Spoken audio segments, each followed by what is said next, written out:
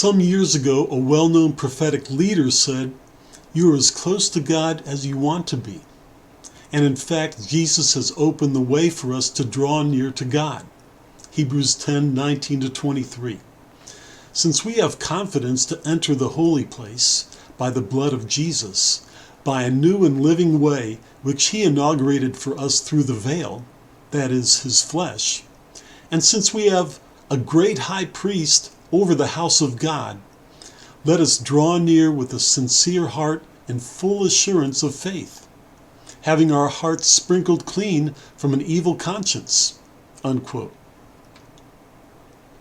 Jesus is now our great high priest who has opened the way to heaven. I'm George Farrar, founder of End Times Guide, and this is the fifth and last video in our course called Kings, Judges, Priests, Training for Reigning with Christ. This video is called Millennial Priests Show Way to the New Jerusalem.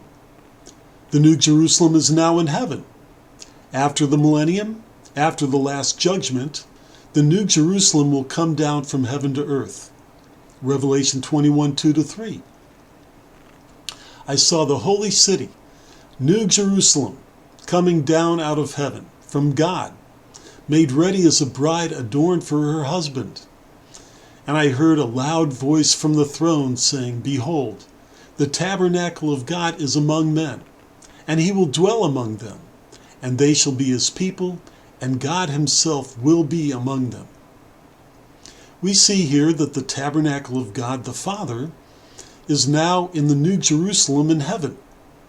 The Jerusalem on earth also had a tabernacle, and later a temple of God.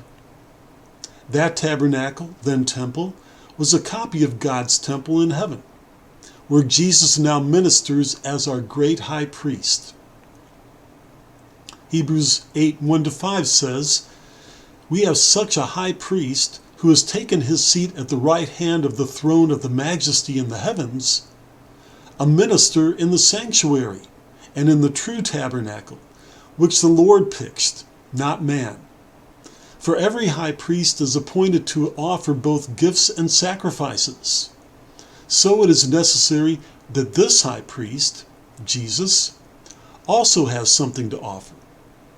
On earth there are those priests who offer the gifts according to the law, who serve a copy and shadow of the heavenly things." Unquote.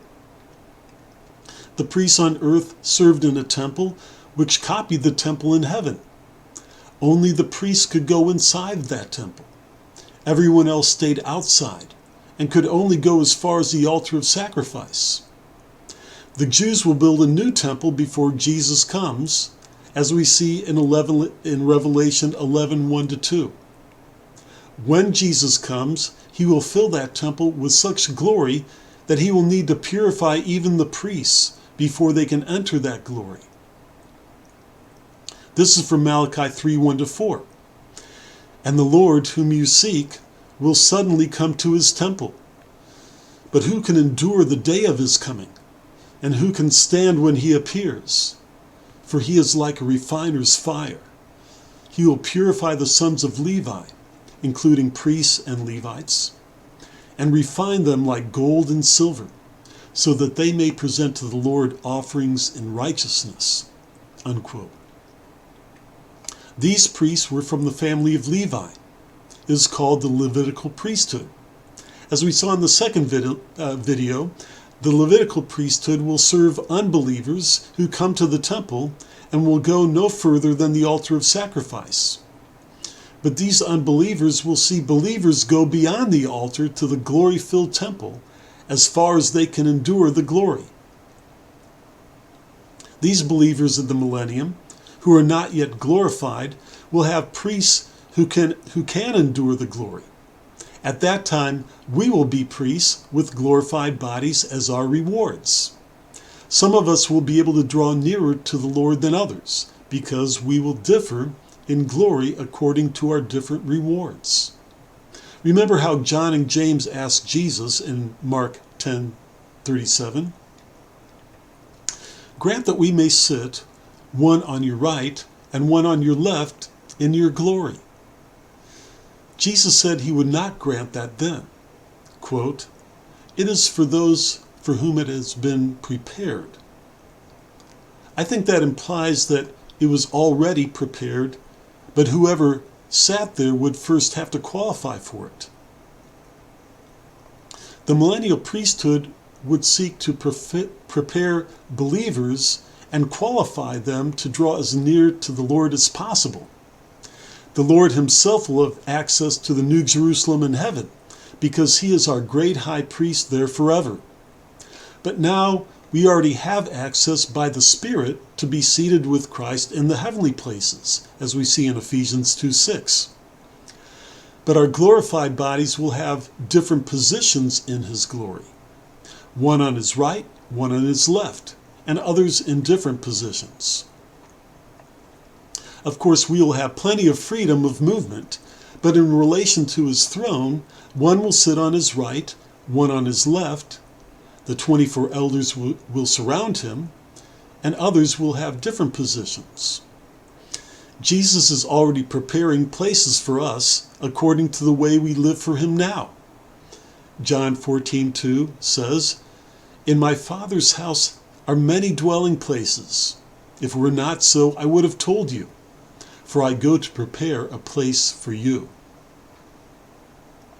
Our closeness to him now will determine our closeness to him forever. During the millennium, as glorified priests, I don't know if we will be able to qualify for better positions later in his glory. Maybe so. But I would suggest that Jesus will give us assignments then to find certain unglorified believers and lead them from glory to glory, so they can become better priests and they can lead more unglorified believers from glory to glory.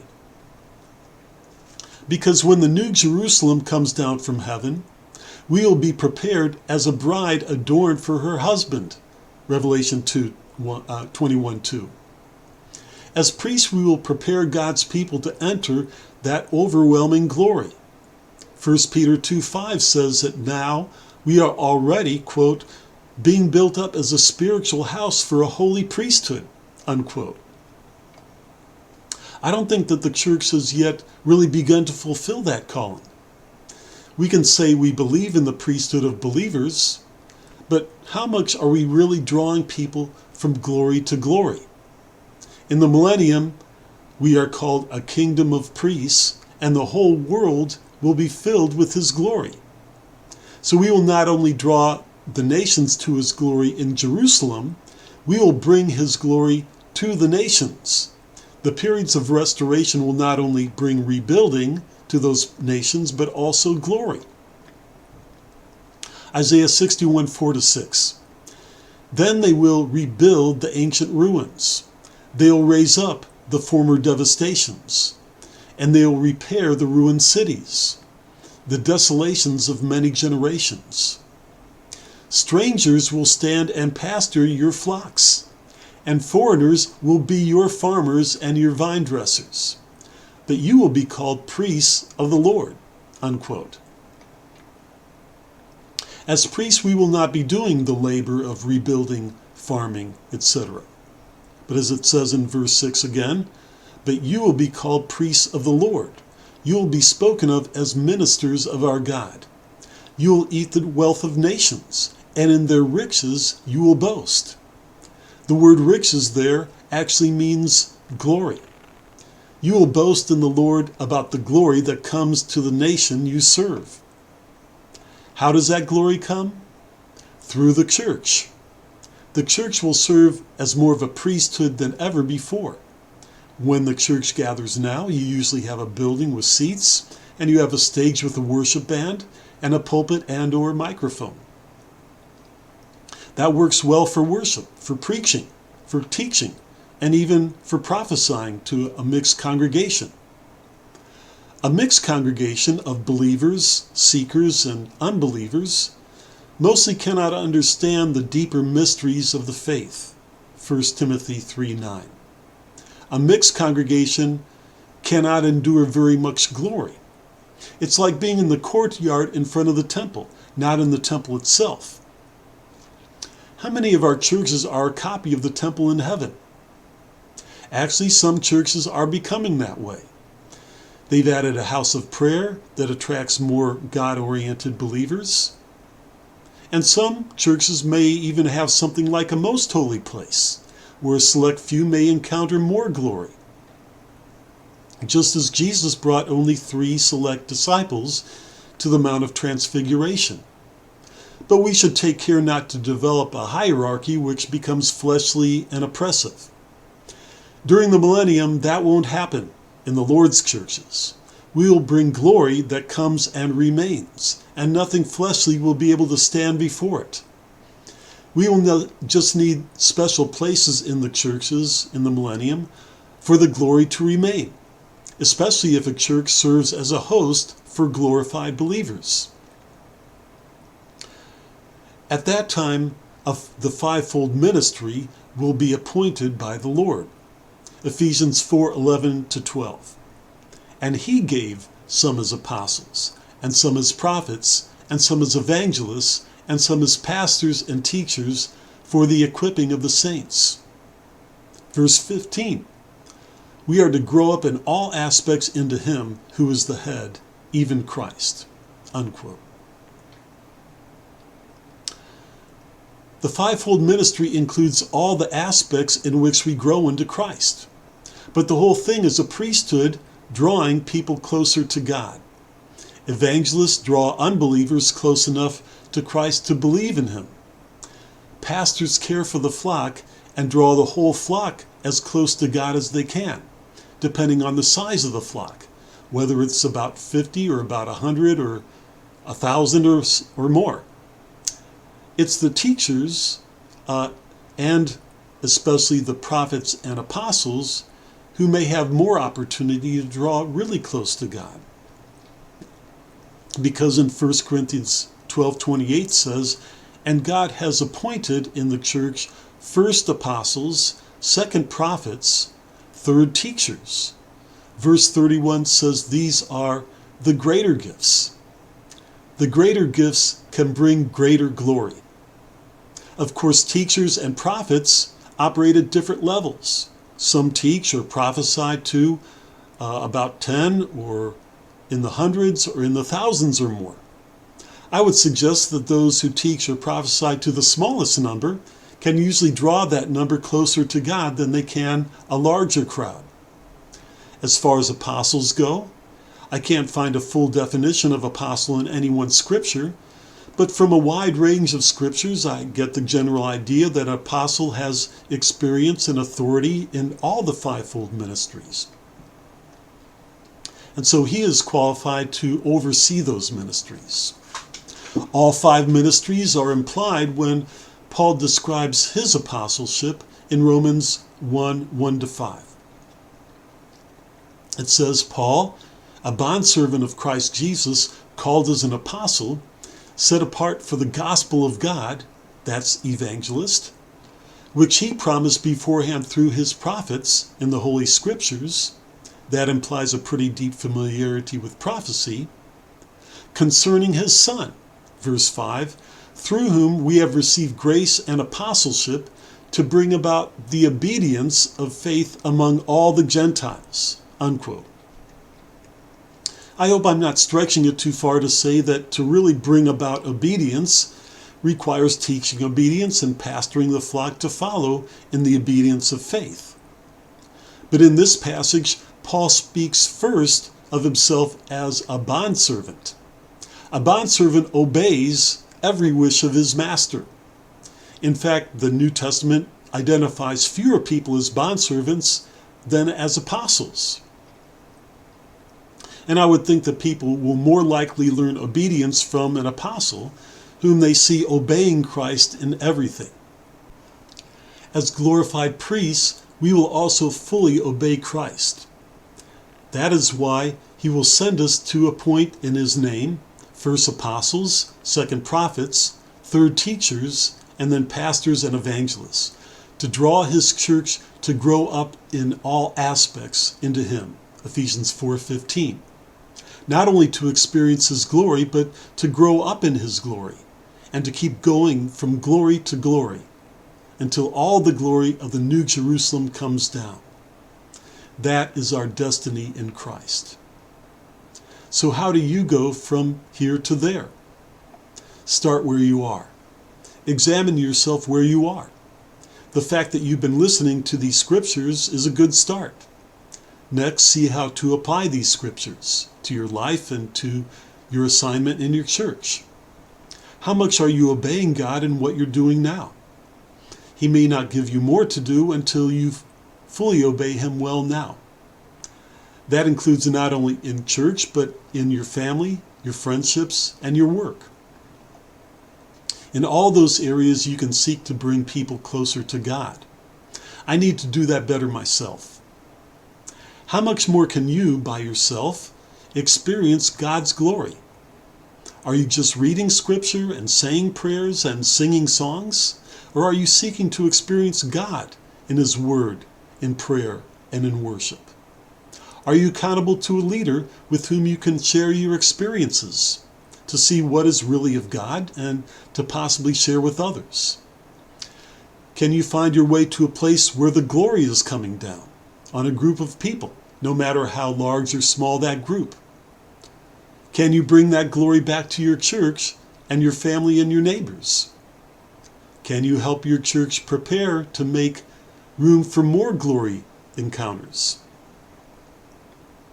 We pray that not only His glory come, but His whole kingdom come on earth as it is in heaven. The more we seek His kingdom and His righteousness and His glory now, and the more we obey our King when we do experience Him, the more glory we will experience with Him in the millennium and forever. He will say, "Well done, good and faithful servant. I will put you in charge of many things. Enter into the joy of your master." If you lead people well now, you will be among the greatest kings during the millennium. If you judge people well now, you will be among the chief judges. If you minister to the Lord well now, you will be among the highest priests. This concludes our course on Kings, Judges, Priests, Training for Reigning with Christ. We have covered 1,000 years in less than an hour and a half of videos, and there is much more to say. But this is a beginning. There are many related subjects we could not cover, but which you can search for on our End Times Guide website. Some of what we did cover is related to the Melchizedek priesthood, which I explore in more depth in 2 website articles if you just search the website for Melchizedek. You can see those and other related articles in the links below. For personally experiencing God and His kingdom in heaven, I'm developing another website called christianmystic.info. Each post on the christianmystic.info website is an extended vision which I received from the Lord while lying on the floor with no agenda except to find out from God whatever He wanted to show me. And God has been faithful. He has led me on journeys in the Holy Spirit to heavenly visions and to see earth from heaven's perspective. That's christianmystic.info. I will be posting regularly on my Christian Mystic Facebook page. You can also see more video series in the links below. And you can see how current events relate to the end times on my End Times Guide Facebook page. I pray that God will lead you and your church into the riches of His glorious inheritance in the saints and His incomparably great power for us who believe. Thank you for joining me in this preview of His coming kingdom.